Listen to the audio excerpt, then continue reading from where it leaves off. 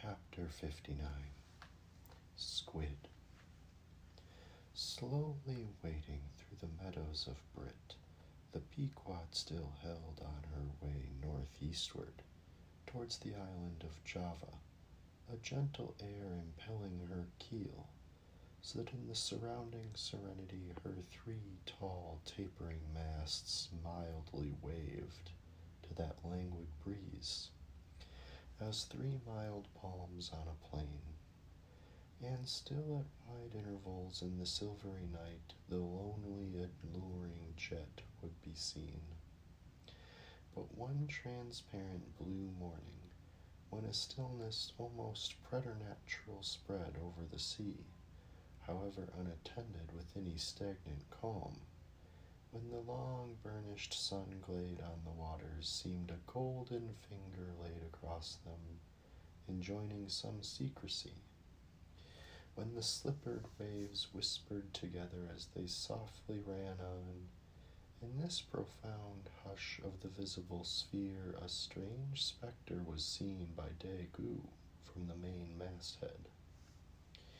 In the distance a great white mass lazily rose, and rising higher and higher and disentangling itself from the azure, at last gleamed before our prow like a snow slide new slid from the hills. Thus glistening for a moment, it slowly subsided and sank, then once more rose and silently gleamed. It seemed not a whale, and yet is this Moby Dick, thought Daegu? Again the phantom went down, but on reappearing once more with a stiletto-like cry that startled every man from his nod, the negro yelled out, there again, there she breaches right ahead, the white whale, the white whale."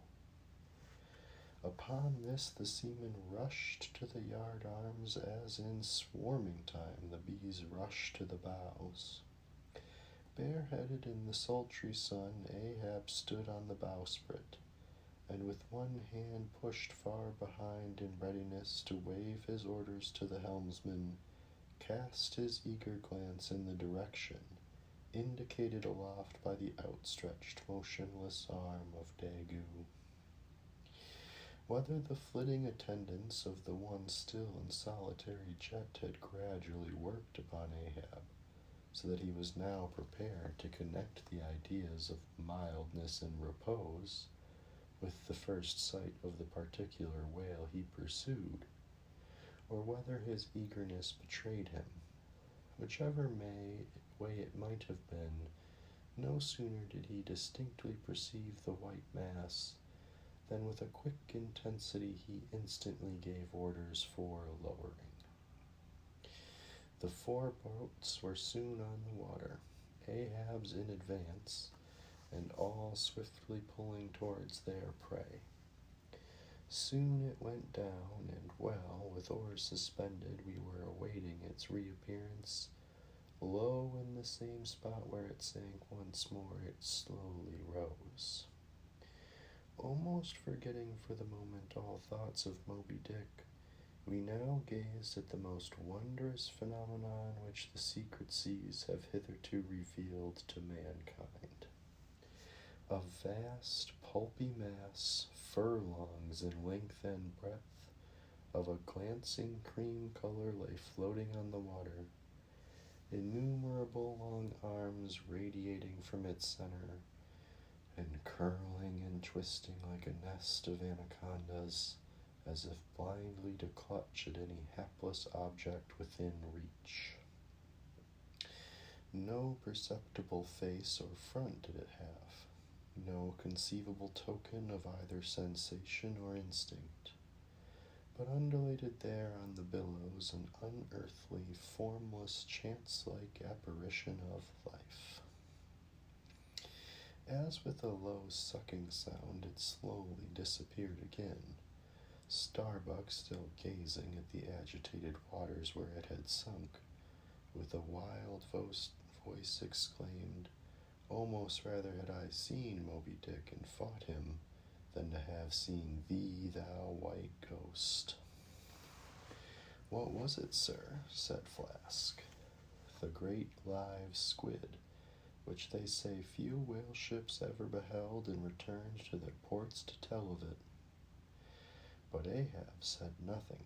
Turning his boat, he sailed back to the vessel, the rest as silently following.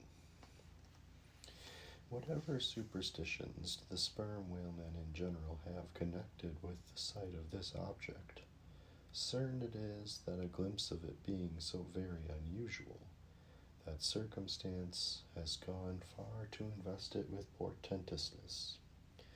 So rarely is it beheld, that though one and all of them declare it to be the largest animated thing in the ocean, yet very few of them have any but the most vague ideas concerning its true nature and form.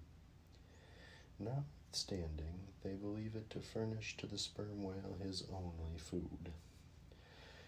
For though other species of whales find their food above water, and may be seen by man in the act of feeding, the spermaceti whale obtains his whole food in unknown zones below the surface, and only by inference is it that anyone can tell of what precisely that food consists.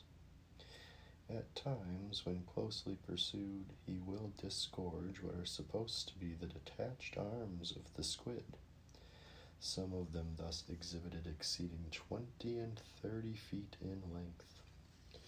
They fancy that the monster to which these arms belonged ordinarily clings by them to the bed of the ocean, and that the sperm whale, unlike other species, is supplied with teeth in order to attack and tear it.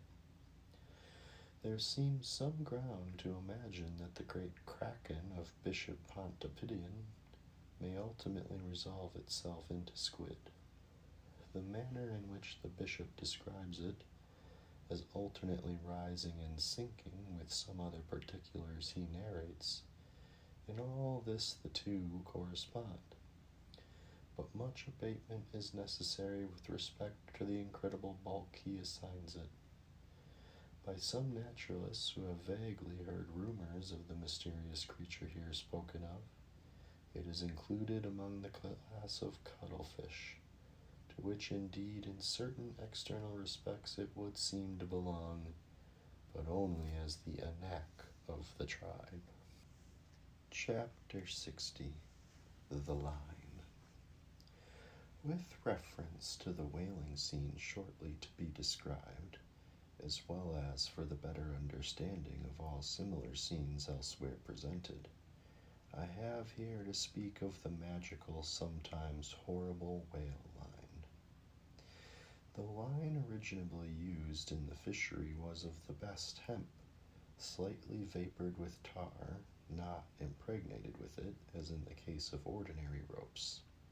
For while tar is ordinarily used, makes the hemp more pliable to the rope maker, and also renders the rope itself more convenient to the sailor for common ship use. Yet not only would the ordinary quantity too much stiffen the whale line for the close coiling, to which it must be subjected, but as most seamen are beginning to learn, tar in general by no means adds to the rope's durability or strength, however much it may give it compactness and gloss. Of late years, the manila rope has in the American fishery almost entirely superseded hemp as a material for whale lines. For though not so durable as hemp, it is stronger and far more soft and elastic. And I will add, since there is an aesthetics in all things, is much more handsome and becoming to the boat than hemp. Hemp is a dusky, dark fellow, a sort of Indian, but manila is a golden-haired Circassian to behold. The whale line is only 2/3 of an inch in thickness. At first sight you would not think it so strong as it really is. By experiment, its 1 in 50 yarns will each suspend a weight of 120 pounds. so that the whole rope will bear a strain nearly equal to 3 tons. In length, the common sperm whale line measures something over 200 fathoms. Towards the stern of the boat, it is spirally coiled away in the tub, not like the warm pipe of a still though, but as to form one round, cheese-shaped mass of densely bedded sheaves or layers of concentric spiralizations, without any hollow but the heart, or minute vertical tube formed at the axis of the cheese. As the least tangle or kink in the coiling wood in running out infallibly takes someone's arm, leg, or entire body off, the utmost precaution is used in stowing the line in its tub. Some harpooners will consume almost an entire morning in this business, carrying the line high aloft and then reeving it downwards through a block towards the tub, so as in the act of coiling to free it from all possible wrinkles and twists. In the English boats, 2 tubs are used instead of 1, the same line being continuously coiled in both tubs. There is some advantage in this, because these twin tubs being so small, they fit more readily into the boat and do not strain it so much, whereas the American tub, nearly 3 feet in diameter and of proportionate depth, makes a rather bulky freight for a craft whose planks are but 1/2 inch in thickness, for the bottom of the whaleboat is like critical ice, which will bear up a considerable distributed weight, but not very much of a concentrated one. When the painted canvas cover is clapped on the American line tub, the boat looks as if it were pulling off with a prodigious great wedding cake to present to the whales. Both ends of the line are exposed, the lower end terminating in an eye splice, or loop coming up from the bottom against the side of the tub, and hanging over its edge, completely disengaged from everything. This arrangement of the lower end is necessary on 2 accounts. First, in order to facilitate the fastening to it of an additional line from a neighboring boat, in case the stricken whale should sound so deep as to threaten to carry off the entire line originally attached to the harpoon. In these instances, the whale, of course, is shifted like a mug of ale, as it were, from the one boat to the other, though the first boat always hovers to hand to assist its escort. Second, this arrangement is indispensable for common safety's sake, for were the lower end of the line in any way attached to the boat, and were the whale then to run the line out to the end almost in a single smoking minute, as he sometimes does, he would not stop there, for the doomed boat would infallibly be dragged down after him into the profundity of the sea, and in that case no town crier would ever find her again. Before lowering the boat for the chase, the upper end of the line is taken aft from the tub, and passing round the loggerhead there, is again carried forward the entire length of the boat, resting crosswise upon the loom or handle of every man's oar, so that it jogs against his wrist in rowing, and also passing between the men as they alternately sit at the opposite gunwales to the leaded chocks or grooves in the extreme pointed prow of the boat, where a wooden pin or skewer the size of a common quill prevents it from slipping out. From the chocks it hangs in a slight festoon over the bows, and is then passed inside the boat again, and some 10 or 20 fathoms, called box line, being coiled upon the box in the bow as it continues its way to the gunwale, still a little further aft, and is then attached to the short warp, the rope which is immediately connected with the harpoon, but previous to that connection, the short warp goes through sundry mystifications too tedious to detail. Thus the whale line folds the whole boat in its complicated coils, twisting and writhing around it in almost every direction. All the oarsmen are involved in its perilous contortions, so that to the timid eye of the landsman they seem as Indian jugglers, with the deadliest snakes sportively festooning their limbs. Nor can any son of mortal woman for the first time seat himself amid those hempen intricacies, and while straining his utmost at the oar, bethink him that at any unknown instant the harpoon may be darted, and all these horrible contortions be put in play like ringed lightnings. He cannot be thus circumstanced without a shudder that makes the very marrow of his bones to quiver in him like a shaken jelly. Yet habit, strange thing, what cannot habit accomplish? Gayer sallies, more merry mirth, better jokes, and brighter repartees you never heard over your mahogany than you will ever hear over the half-inch white cedar of the whaleboat, when thus hung in hangman's nooses, and like the 6 burghers of Calais before King Edward, the 6 men composing the crew pull into the jaws of death with a halter around every neck, as you may say. Perhaps a very little thought will now enable you to account for those repeated whaling disasters, some few of which are casually chronicled, of this man or that man being taken out of the boat by the line and lost. For when the line is darting out, to be seated then in the boat is like being seated in the midst of manifold whizzings of a steam engine in full play, when every flying beam and shaft and wheel is grazing you. It is worse, for you cannot sit motionless in the heart of these perils, because the boat is rocking like a cradle, and you are pitched one way and the other without the slightest warning, and only by a certain self-adjusting buoyancy and simultaneousness of volition and action can you escape being made a Mazeppa of, and run away with where all the all-seeing himself could never pierce you out. Again, as the profound calm which only apparently precedes and prophesies of the storm is perhaps more awful than the storm itself. For indeed the calm is but the wrapper and envelope of the storm, and contains it in itself, as the seemingly harmless rifle holds the fatal powder, and the ball and the explosion.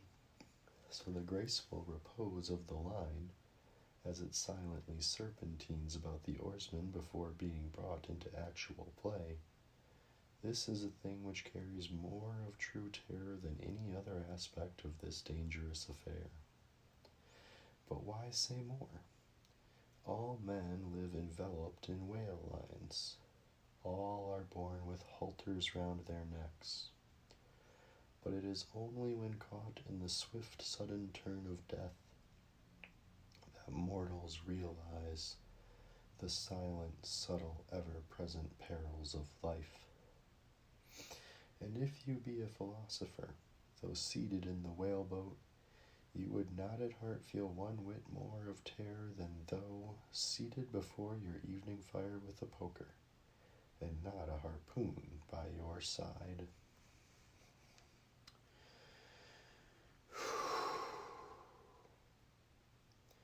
Chapter 61. Stub kills a whale. If to Starbuck the apparition of the squid was a thing of portents, to Queequeg it was quite a different object. "When you see him quid," said the savage, honing his harpoon in the bow of his hoisted boat, "then you quick see him parm whale." The next day was exceedingly still and sultry, and with nothing special to engage them, the Pequod's crew could hardly resist the spell of sleep induced by such a vacant sea. For this part of the Indian Ocean through which we then were voyaging is not what whalemen call a lively ground. That is, it affords fewer glimpses of porpoises, dolphins, flying fish, and other vivacious denizens of more stirring waters than those off the Rio de la Plata or the inshore ground off Peru. It was my turn to stand at the foremost head, and with my shoulders leaning against the slackened royal shrouds, to and fro I idly swayed in what seemed an enchanted air. No resolution could withstand it in that dreamy mood, losing all consciousness. At last my soul went out of my body, though my body still continued to sway as a pendulum will, long after the power which first moved it is withdrawn. Ere forgetfulness altogether came over me, I had noticed that the seamen at the main and mizzen mastheads were already drowsy, so that at last all three of us lifelessly swung from the spars, and for every swing that we made there was a nod from below from the slumbering helmsman. The waves, too, nodded their indolent crests, and across the wide trance of the sea, east nodded to west, and the sun over all. Suddenly bubbles seemed bursting beneath my closed eyes. Like vices my hands grasped the shrouds. Some invisible, gracious agency preserved me, and with a shock I came back to life, and lo, close under our lee, not 40 fathoms off, a gigantic sperm whale lay rolling in the water like the capsized hull of a frigate, his broad, glossy back of an Ethiopian hue, glistening in the sun's rays like a mirror, but lazily undulating in the trough of the sea, and ever and anon tranquilly spouting his vapory jet. The whale looked like a portly burgher smoking his pipe off a warm afternoon. But that pipe, poor whale, was thy last. As if struck by some enchanter's wand, the sleepy ship and every sleeper in it all at once started into wakefulness, and more than a score of voices from all parts of the vessel, simultaneously with the 3 notes from aloft, shouted forth the accustomed cry as the great fish slowly and regularly spouted the sparkling brine into the air. "Clear away! The boats! Luff!" cried Ahab, and obeying his own order he dashed the helm down before the helmsman could handle the spokes. The sudden exclamations of the crew must have alarmed the whale, and ere the boats were down, majestically turning he swam away to the leeward, but with such a steady tranquillity, and making so few ripples as he swam, that thinking after all he might not as yet be alarmed, Ahab gave orders that not an oar should be used, and no man must speak but in whispers. So seated like Ontario Indians on the gunwales of the boat, we swiftly but silently paddled along, the calm not admitting of the noiseless sails being set. Presently, as we thus glided in chase, the monster perpendicularly flitted his tail 40 feet into the air and then sank out of sight like a tower swallowed up. "There go flukes," was the cry, an announcement immediately followed by Stub producing his match and igniting his pipe. For now a respite was granted. After the full interval of his sounding had elapsed, the whale rose again, and being now in advance of the smoker's boat, and much nearer to it than to any of the others, Stub counted upon the honor of the capture.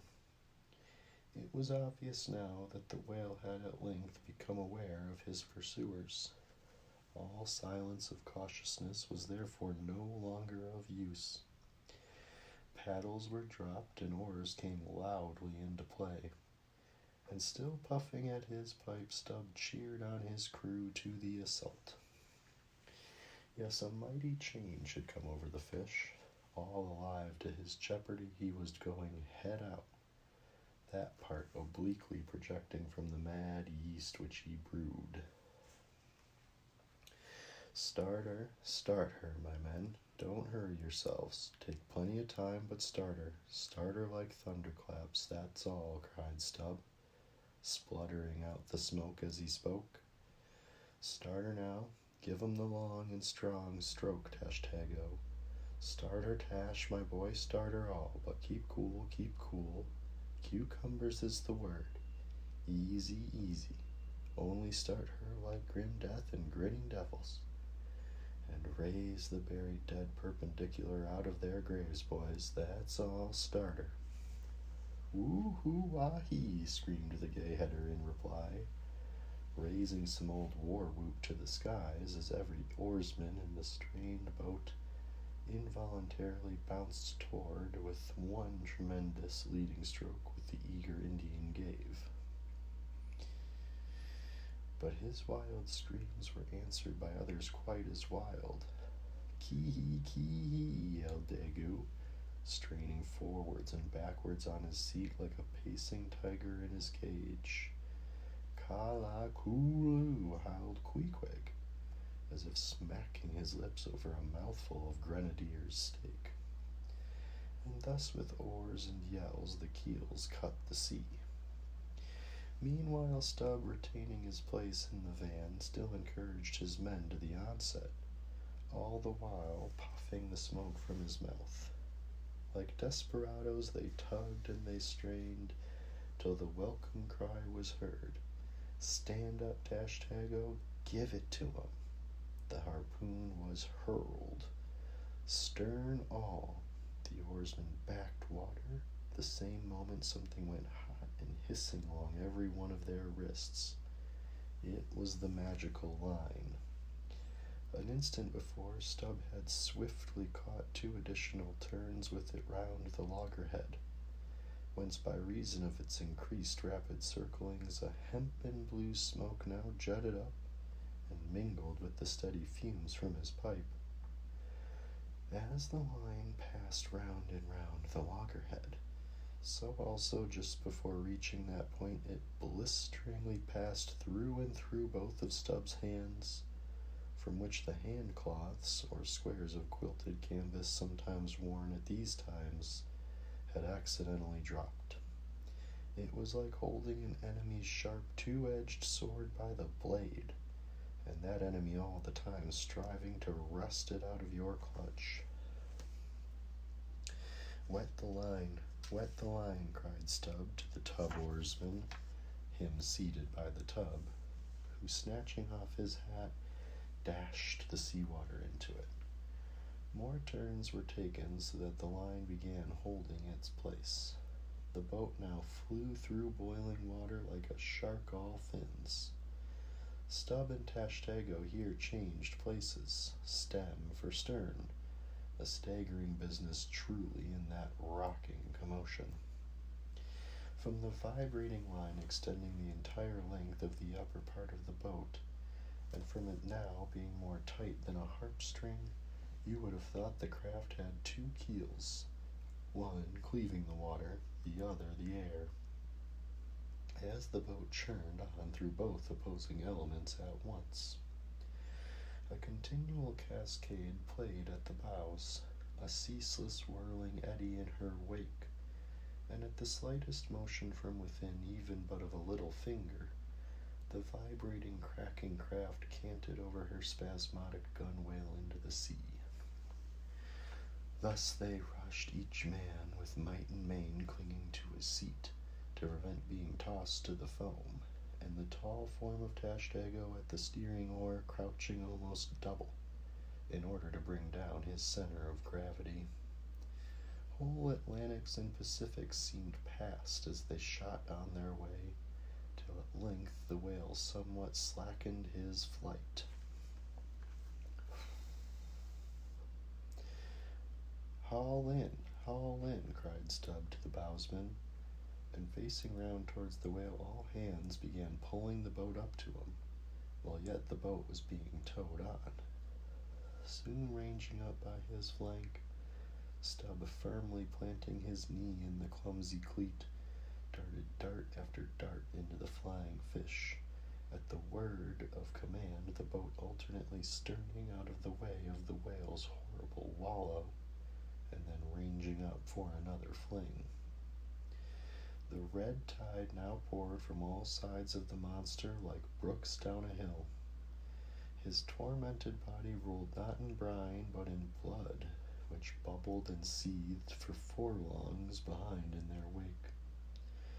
The slanting sun, playing upon this crimson pond in the sea, sent back its reflection into every face, so that while they all glowed to each other like red men, and all the while jet after jet of white smoke was agonizingly shot from the spiracle of the whale, and vehement puff after puff from the mouth of the excited headsman, as at every dart, hauling it upon his crooked lance, by the line attached to it, Stub straightened it again and again by a few rapid blows against the gunwale, then and again sent it into the whale. Pull up, he now cried to the bowsman, as the waning whale relaxed in his wrath. Pull up close to, and the boat ranged along the fish's flank. When reaching far over the bow, Stub slowly churned his long, sharp lance into the fish, and kept it there, carefully churning and churning as if cautiously seeking to feel after some gold watch that the whale might have swallowed, and which he was fearful of breaking ere he could hook it out. But that gold watch he sought was the innermost life of the fish, and now it is struck, for starting him his trance into the unspeakable thing called his flurry, the monster horribly wallowed in his blood, overwrapped himself in impenetrable mad boiling spray, so that the imperiled craft, instantly dropping astern, had much ado blindly to struggle out from that frenzied twilight into the clear air of the day. And now abating in his flurry, the whale once more rolled out into view, surging from side to side, spasmodically dilating and contracting his spout hole with sharp, cracking, agonized respirations. At last, gush after gush of clotted red gore, as if it had been the purple lees of red wine, shot into the frighted air, and falling back again ran dripping down his motionless flanks into the sea. His heart had burst.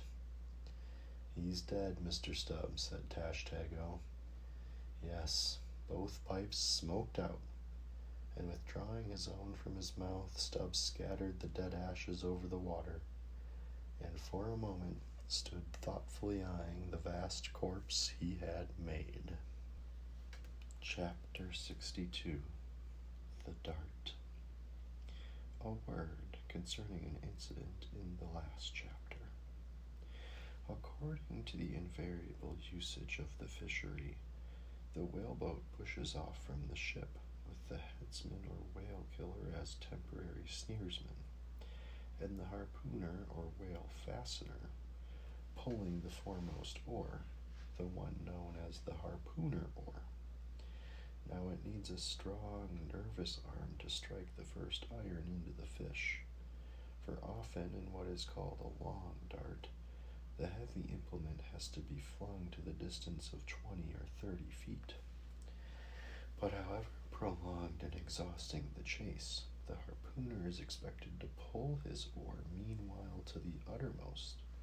Indeed, he is expected to set an example of superhuman activity to the rest, not only by incredible rowing, but by repeated loud and intrepid exclamations. And what it is to keep shouting at the top of one's compass while all the other muscles are strained and half started, what that is, none know but those who have tried it. For one, I cannot bawl very heartily and work very recklessly at one and the same time. In this straining, bawling state, then, with his back to the fish, all at once the exhausted harpooner hears the exciting cry, "Stand up and give it to him." He now has to drop and secure his oar, turn round his entire center halfway, seize his harpoon from the crotch, and with what little strength may remain, he essays to pitch it somewhere into the whale. No wonder, taking the whole fleet of whalemen in a body, that out of 50 fair chances for a dart, not 5 are successful. No wonder that so many hapless harpooners are madly cursed and disrated. No wonder that some of them actually burst their blood vessels in the boat. No wonder that some sperm whalemen are absent 4 years with 4 barrels. No wonder that to many shipowners whaling is but a losing concern, for it is the harpooner that makes the voyage, and if you take the breath out of his body, how can you expect to find it there when most wanted? Again, if the dart be successful, then at the second critical instant, that is when the whale starts to run, the boat header and harpooner likewise start to running fore and aft, to the imminent jeopardy of themselves and everyone else. It is then they change places, and the headsman, the chief officer of the little craft, takes his proper station in the bows of the boat. Now, I care not who maintains the contrary, but all this is both foolish and unnecessary. The headsman should stay in the bows from first to last. He should both dart the harpoon and the lance, and no rowing whatever should be expected of him, except under circumstances obvious to any fisherman. I know that this would sometimes involve a slight loss of speed in the chase, but long experience in various whalemen of more than one nation has convinced me that in the vast majority of failures in the fishery, it has not by any means been so much the speed of the whale as the before described exhaustion of the harpooner that has caused them. To ensure the greatest efficiency in the dart, the harpooners of this world must start to their feet from out of idleness, and not from out of toil. Chapter 63. The Crotch. Out of the trunk the branches grow, out of them the twigs. So in productive subjects grow the chapters. The crotch alluded to on a previous page deserves independent mention. It is a notched stick of a peculiar form some 2 feet in length, which is perpendicularly inserted into the starboard gunwale near the bow, for the purpose of furnishing a rest for the wooden extremity of the harpoon, whose other naked barb and slopingly projects from the prow. Thereby the weapon is instantly at hand to its hurler, who snatches it up as readily from its rest as the backwoodsman swings his rifle from the wall. It is customary to have 2 harpoons reposing in the crotch, respectively called the first and second irons. But these 2 harpoons, each by its own cord, are both connected with the line, the object being this: to dart them both if possible, one instantly after the other into the same whale, so that if, in the coming drag, one should draw out, the other may still retain a hold. It is a doubling of the chances, but it very often happens that owing to the instantaneous, violent, convulsive running of the whale upon receiving the first iron, it becomes impossible for the harpooner, however lightning-like in his movements, to pitch the second iron into him. Nevertheless, as the second iron is already connected with the line, and the line is running, hence that weapon must, at all events, be anticipatingly tossed out of the boat, somehow and somewhere, else the most terrible jeopardy would involve all hands. Tumbled into the water, it accordingly is in such cases the spare coils of box line, mentioned in a preceding chapter, making this feat in most instances prudently practicable. But this critical act is not always unattended with the saddest and most fatal casualties. Furthermore, you must know that when the second iron is thrown overboard, it thenceforth becomes a dangling, sharp-edged terror, skittishly curvetting about both boat and whale, entangling the lines or cutting them, and making a prodigious sensation in all directions. Nor in general is it possible to secure it again until the whale is fairly captured and a corpse. Consider now how it must be in the case of 4 boats all engaging in one unusually strong, active, and knowing whale, and owing to these qualities in him, as well as to the 1,000 concurring incidents of such an audacious enterprise, 8 or 10 loose second irons may be simultaneously dangling about him. For, of course, each boat is supplied with several harpoons to bend on to the line should the first one be ineffectually darted without recovery. All these particulars are faithfully narrated here, as they will not fail to elucidate several most important, however intricate passages in scenes hereafter to be painted.